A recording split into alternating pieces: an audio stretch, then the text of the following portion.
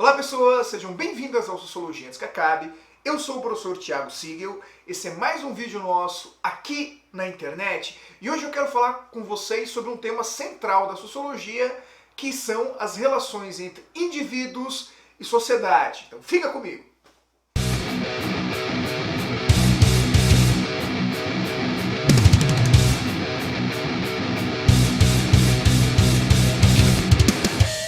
A relação entre indivíduo e sociedade é um tema central na história da sociologia, na história da teoria sociológica. Aparece originalmente com os sociólogos chamados de clássico, Marx, Weber e Durkheim, na forma como eles definem o objeto central de estudo da sociologia. Seja para Durkheim, o fato social, para Weber, a ação social e para Karl Marx, a luta de classe ou as classes sociais. Mas isso ganha uma nova roupagem naquilo que a gente vai chamar de sociologia contemporânea, ou se preferirem, nas teorias sociológicas contemporâneas. Aqui nasce todo um esforço analítico, teórico, de construir uma teoria social que explique a relação entre indivíduo e sociedade não como sendo antagônicas, mas como fazendo parte da mesma moeda. Afinal de contas, só existe indivíduo porque existe sociedade, e só existe sociedade porque existe indivíduo. Essa análise parece até ser meio boba, mas quando a gente vai olhar para boa parte da teoria política, econômica, filosófica, a gente vê que em vários momentos da história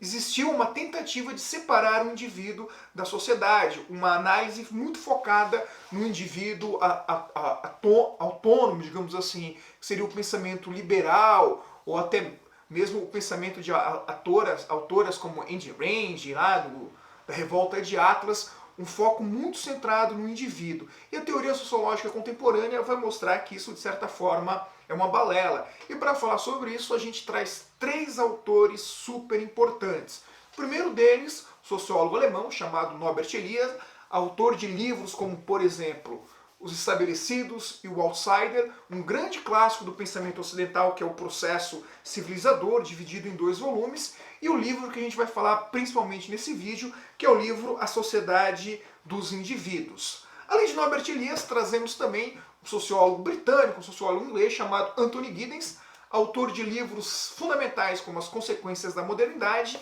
e de um grande manual de sociologia, que eu vou deixar aqui super recomendado para vocês, que é o livro Sociologia do Giddens.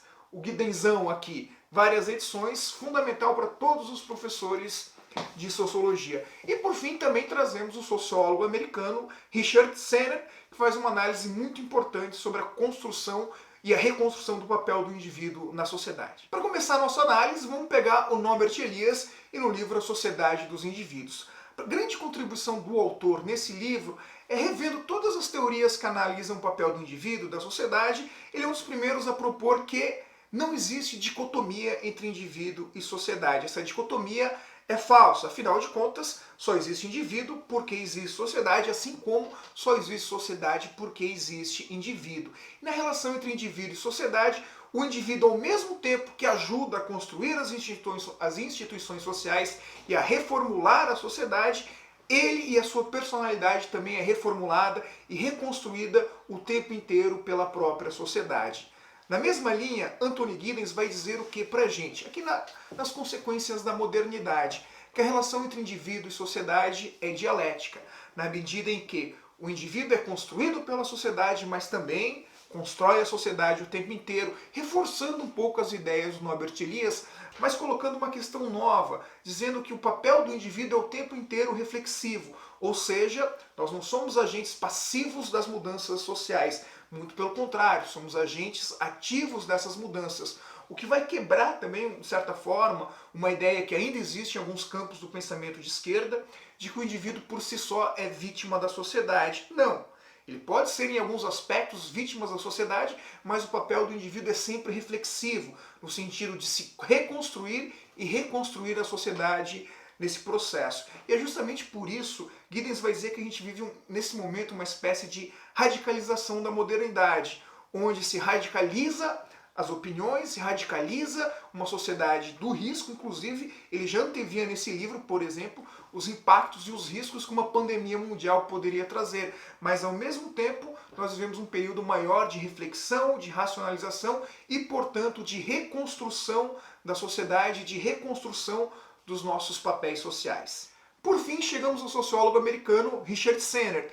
E Sennett vai trazer uma análise muito importante sobre o papel e a relação do indivíduo na sociedade, sobretudo argumentando, explicando como a criação de uma sociedade do consumo interfere diretamente naquilo que é o papel do indivíduo e naquilo que é o papel da sociedade, colocando a ideia de que há uma espécie de radicalização entre o indivíduo e a sua vida individual e o coletivo e a vida social. Vamos ver o que ele fala sobre isso. Olha só, ele menciona, vou ler aqui para vocês, que a sociedade contemporânea se constitui historicamente em um duplo movimento. O primeiro deles valoriza a sociedade em sua esfera pública e é marcado pela criação de regras coletivas que permitem a convivência entre os indivíduos e entre grupos e tradições sociais. O segundo movimento, caracterizado pela valorização progressiva da esfera pessoal, que aos poucos substitui o domínio da esfera pública, resulta atualmente na perda da conexão dos indivíduos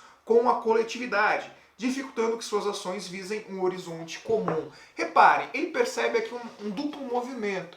Num primeiro momento, a sociedade ocidental, a sociedade moderna, se constituiu a partir do reforço dos laços sociais, a partir do reforço dos laços, digamos assim, comuns, da criação de uma coletividade, de uma vida pública, de uma esfera pública. Mas a ascensão do modelo de sociedade de consumo, trazido pelo capitalismo, começou a romper esses laços comuns, criando uma sociedade cada vez mais individualizada, que passa a valorizar o indivíduo como um ser soberano, como um ser superior. Isso nos leva a uma série de crises a partir do momento que as pessoas, passam a perder a sua identidade com os grupos sociais que historicamente ela fazia parte. O indivíduo acaba se tornando meio paradoxal. Ao mesmo tempo que ele pertence à sociedade, que ele pertence aos grupos, ele começa a se tornar, de certa forma, mais isolado, ele passa a se ver mais isolado. E a gente consegue notar as consequências disso quando a gente percebe que as pessoas se importam menos com a dor e com o sofrimento de outros. Vejam só, nesse momento nós temos milhões, não chegou a milhões ainda, milhões de contaminados, milhares de mortes ao redor do mundo, mas boa parte do discurso versa sobre as preocupações individuais, sobre os direitos individuais. A gente vê pessoas, por exemplo, se recusando a usar máscaras, se recusando a tomar as atitudes mais de isolamento social, de distanciamento social. Isso se explica por quê? Porque a partir dessa etapa da modernidade, a gente construiu uma sociedade mais individualista, que rompeu os laços coletivos e passou a focar de maneira exagerada nos indivíduos. Pelo menos é assim que explica Richard Sennett essas mudanças que ocorreram na sociedade.